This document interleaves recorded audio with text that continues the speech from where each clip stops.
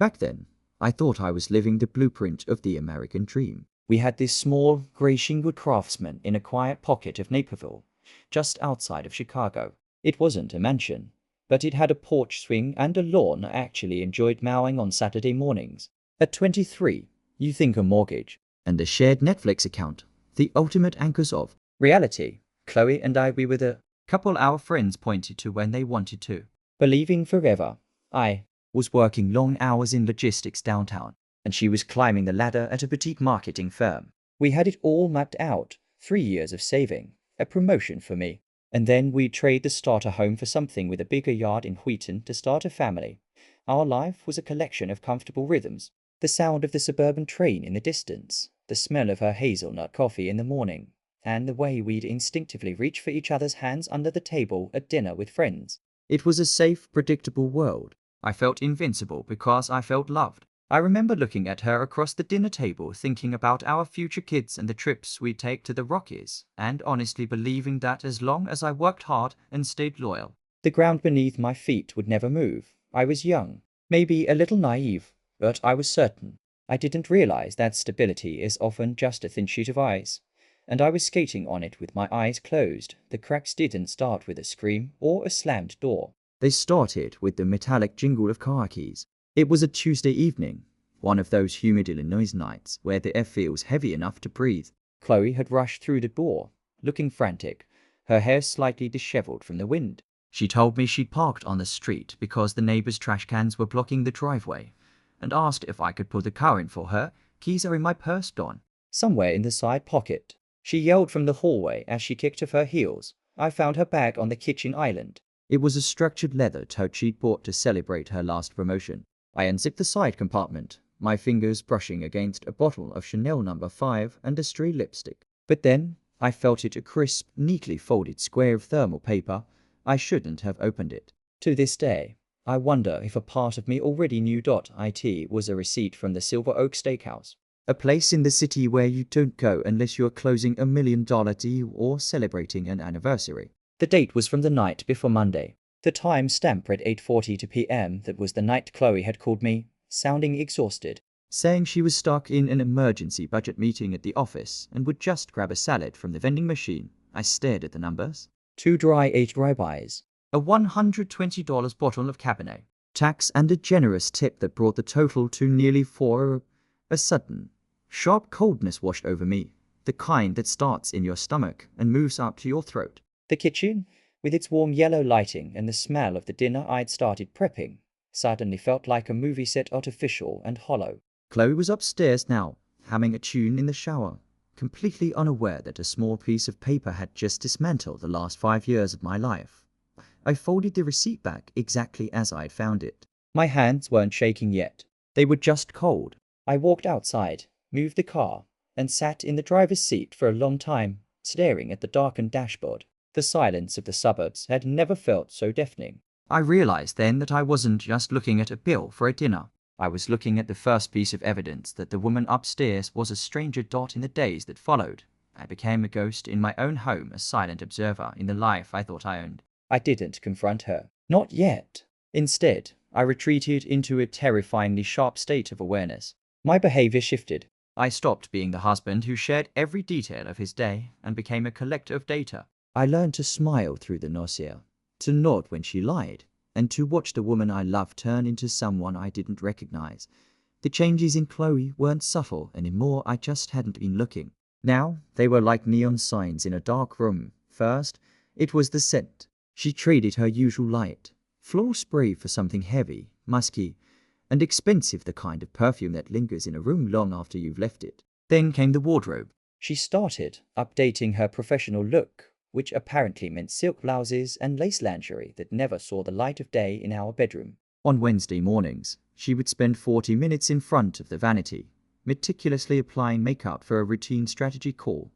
The late-night meetings became a scripted performance. She'd come home at 10 o'clock p.m., radiating a frantic energy, talking a mile a minute about quarterly projections and difficult clients. But her eyes were the giveaway. When she looked at me, there was a strange, distant, glazed look, like she was looking through me at a memory of someone else. I'd catch her in the living room, her face illuminated by the blue glow of her iPhone. She'd be smiling a soft, genuine smile I hadn't seen directed at me in months, only to flip the phone face down the second I stepped into the kitchen. "Everything okay, Chloe?" I'd ask, my voice sounding like it belonged to a stranger. "Just worked on. God, I'm so stressed. I think I need some space tonight to just decompress." Alone. Every "I'm tired" was a brick in a wall she was building between us. Every rehearsed laugh was a knife. I realized then that she wasn't just lying to me. She was auditioning for a new life. And I was the only thing holding her back from the stage. The weight of the unknown was crushing me. And I knew I couldn't dismantle this lie alone. That Friday, I drove to a dive bar on the edge of Aurora to meet my cousin Patrick. Pat is the kind of guy who doesn't say much, but he sees everything. He spent a decade in private security and high-stakes investigations. The kind of work that leaves a man with a very specific, cynical set of skills. I sat there in a dimly lit booth, the smell of stale beer and fried food hanging in the air, and laid it all out: the receipt, the perfume, the phone she kept shielded like a state secret. Patrick didn't interrupt. He just leaned back, his eyes tracking the neon sign flickering in the window. When I finished, he took a slow breath and said, "Don, you realize once I start digging, there's no unearthing what we find." "You sure you're ready for the truth?" "I'm already living a lie, Pat," I told him. "That's worse." He nodded, pulled out a small notepad, and simply said, "Give me 7 days. Don't change a thing. Act like the happy husband." Those next 7 days were the longest year of my life. I felt like a ghost haunting my own hallways. I'd sit across from Chloe at breakfast, watching her move with that new, practiced grace, and I'd wonder if she could smell the suspicion on me. I washed the dishes, I took out the trash, and I kissed her cheek when she left for work, all while my skin crawled every night. I'd lie in bed beside her, staring at the ceiling, listening to the rhythm of her breathing. It felt like I was sleeping next to a ticking bomb. I was trapped in a loop of digital silence, constantly checking my phone for a text from Patrick that didn't come until the following Saturday. I was mourning a marriage that was still physically present, grieving for a woman who was sitting right in front of me. I had become a master of the hollow "I love you too." Waiting for the hammer to drop, the call finally came on a Saturday morning. Just as Chloe was heading out to the gym, looking radiant in a brand new designer workout set. 15 minutes after her car cleared the driveway, Patrick sent a text, "Meet me at Riverfront Park." Now, I drove there in a daze. The park was filled with the sounds of normal life: kids playing soccer, dogs barking, couples jogging. It all felt incredibly offensive to me, like the world was mocking my internal collapse. Patrick was leaning against his SUV near a cluster of oaks. He didn't say a word. He just handed me a thick, plain manila envelope. I walked over to a secluded bench by the water and sat down. My hands were freezing, despite the morning sun. I slid the contents out. The first photo hit me like a physical blow to the chest. It was crystal clear, taken outside the Grand Heights, a luxury hotel in downtown Chicago. There was Chloe, wearing that black silk dress she told me she'd lost months ago. She was stepping out of a silver Audi, laughing, really laughing, with a man who looked like he belonged on a billboard for a law firm. In the next shot, they were standing on the sidewalk, waiting for the valet. He had his hand on the small of her back, a gesture so intimate, so familiar, it made my stomach turn. Then there was the final one, the two of them at the reception desk, her head tilted toward his shoulder, the light of the lobby catching the gold of her wedding ring as she checked them in. It wasn't a suspicion anymore. It wasn't a misunderstanding or a work thing. It was a cold, hard, high-definition fact. Seeing it in black and white changed something inside me. The desperation I'd felt all week, the hope that I was just being paranoid, evaporated instantly. It was replaced by a strange, icy clarity. I didn't cry. I didn't feel the urge to scream. I just stared at the photos until the faces started to blur. The woman in those pictures was a stranger, and the man I was the one who believed in the porch swing and the Naperville dream had just died on that park bench. I drove back to the house in Naperville with a strange, mechanical focus. My mind wasn't racing anymore. It was humming at a low, steady frequency. I knew exactly what had to be done. There would be no dramatic confrontation, no screaming matches that the neighbors could overhear, no begging for an explanation I already had in my pocket. I walked through the front door, and the silence of the house felt like an ally. Chloe was still out, likely grabbing brunch with the girls after her gym session. I went straight to the bedroom and pulled my old leather suitcase, the one we'd taken on our honeymoon to the Carolinas, out of the closet. Packing was a surgical process. I didn't take everything. I took my documents, my favorite worn-out navy sweater, a few changes of clothes, and my laptop. I left behind the expensive suits she picked out for me, the wedding album, and the furniture we'd spent weekends assembling. Those things didn't belong to me anymore. They belonged to the ghost of a man who didn't exist. I walked down to the living room one last time. I took the manila envelope and laid the photos out on the dark wood of our coffee table. I arranged them carefully, side by side. The grand heights, the laughter, the hand on her back, the check-in desk. I did leave a note. I didn't need to. Those images were a language she spoke perfectly. I stood at the threshold of the front door, suitcase in hand. I looked at the porch swing, the neatly trimmed lawn, and the life I'd put 5 years of my soul into. Then I closed the door softly behind me. I didn't lock it. Crossing the street to my car, I felt a terrifying but exhilarating sense of weightlessness.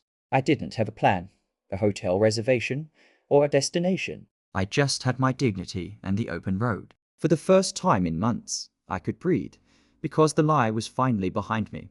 15 years. It's funny how time can be both a blur and a slow, agonizing crawl. After I walked out of that house, I didn't just move to a new apartment. I moved into a new version of myself. I left Naperville for the grit and energy of Wicker Park, trading the quiet suburbs for the constant hum of the city. I threw myself into my work, rebuilding my career from the ground up. But for a long time, my heart was under a layer of permafrost. I was 23 when it broke. It took nearly a decade for it to feel like it could beat for someone else. The change happened on a rainy Tuesday at a cramped, second-hand bookstore called the Dusty Page. I was reaching for a beat-out copy of a Jack Kerouac novel when another hand touched the spine at the same time. That was Sarah. She didn't look like Chloe. She didn't have that polished corporate armor. She had a laugh that sounded like music and eyes that saw right through my "I am fine" exterior. We didn't rush. Our relationship wasn't built on a blueprint or a suburban dream. It was built on honesty, the kind that only people who have been through the fire can truly appreciate. A few years later, Leo was born. When I first held him in that hospital room in Chicago, looking down at his tiny hands and his curious eyes, the last of the bitterness finally evaporated. He had my eyes, but he had Sarah's stubborn optimism. By the time I hit 33, my life looked nothing like the one I'd planned at 23. I wasn't a logistics guy in a starter home anymore. I was a father, a husband to a woman who was my best friend, and a man who knew the value of a foundation built on truth. I thought the ghost of Chloe was buried under 15 years of anniversaries, diaper changes, and career wins. I thought I was done with that story. But life has a twisted way of circling back to see if you've really learned your lesson. It was a crisp Monday morning in Oak Park, the kind of day that feels entirely routine. Sarah and I were walking through the main entrance of Westside Academy, Leo's school. We were there for a standard parent-teacher conference, nothing out of the ordinary. We were joking about Leo's sudden obsession with vintage vinyl and his slightly less than stellar grade in advanced algebra. I had a folder of his latest essays tucked under my arm, feeling like the quintessential 33-year-old suburban dad. The hallway smelled of floor wax and old library books. Sarah was talking about our plans for the weekend. Her hand brushed against mine, a grounding touch that I always leaned into. We followed the signs to room 304, Mr. and Mrs. Miller. The receptionist asked, pointing toward a door at the end of the hall. "She's ready for you."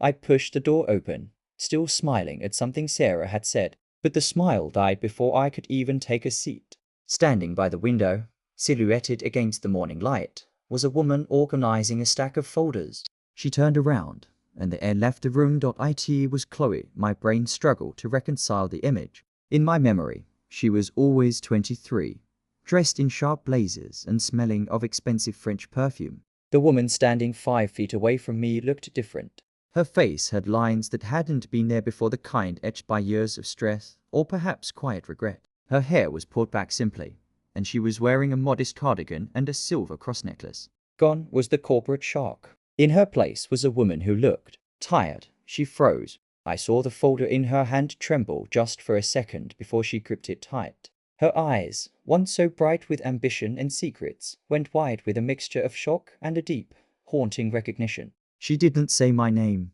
She couldn't. Don? Sarah whispered, sensing the sudden change in my posture, the way my hand had clenched into a fist at my side. I didn't answer. I couldn't take my eyes off the woman who had once been my entire world, the woman who was now responsible for shaping my son's future. The collision was violent, not in sound, but in silence. 15 years of distance vanished in a heartbeat, leaving me standing in a classroom, face to face with the ghost that started it all. The silence in the room was heavy, thick enough to choke on. Sarah, with her incredible intuition, didn't ask questions. She just sat down, her presence a steady anchor in the sudden storm. I followed suit, my movements feeling robotic, my heart hammering against my ribs like a trapped bird. Chloe or Miss Harrison, as the nameplate on the desk now re-cleared her throat. She didn't look me in the eye. Instead, she stared intensely at Liu's file, her fingers tracing the edges of the paper as if they were a lifeline. When she finally spoke, her voice was a fragile, professional mask. It was steady, but there was a rhythmic tremor underneath it, like a bridge swaying in a high wind. Liu is an exceptional student, she began, her gaze fixed on a chart of his reading scores. He has a very keen analytical mind. He's a leader in the classroom. She went on to describe my son's progress, using all the right pedagogical buzzwords: cognitive development, peer-to-peer engagement, creative problem solving. It was a flawless performance. But every time she was forced to look up, her eyes would dart toward me for a split second before snapping back to the safety of the document stored in those brief flashes. I saw the truth. Her eyes were dull, drained of the fire that used to define her. She looked like someone who had spent the last decade and a half trying to outrun a shadow. She never used my name, not once. She referred to us as the parents or you both. It was as if uttering the word Don would cause the floor to give way, collapsing the small, quiet world she had built for herself as a middle school teacher. I sat there, watching her, and a strange thing happened. The anger I expected to feel didn't come. Instead, I felt a profound sense of irony. Here she was, praising the character and integrity of the son I had raised with another woman, the very traits she had discarded 15 years ago, when she handed us his portfolio. Our fingers brushed for a fraction of a second. She pulled back as if she'd been burned. In that moment, the professional mask slipped just enough for me to see the hollow regret underneath. She wasn't the powerful executive or the glamorous woman from the hotel photos anymore. She was just a woman sitting in a fluorescent-lit room, surrounded by the ghosts of the choices she'd made. The walk back to the parking lot felt like descending from a high altitude. The outside was cool and crisp, a sharp contrast to the suffocating tension of room 304. Sarah didn't say a word until we reached the car. She just climbed into the passenger seat, waited for me to settle in, and then reached over to take my hand. Her touch was warm, real, and anchored in the present. "You okay?" she asked softly. I looked at the school building one last time. Somewhere in there, a woman was tidying up papers, trying to forget she'd seen a man who reminded her of the exact moment her life shifted off its axis.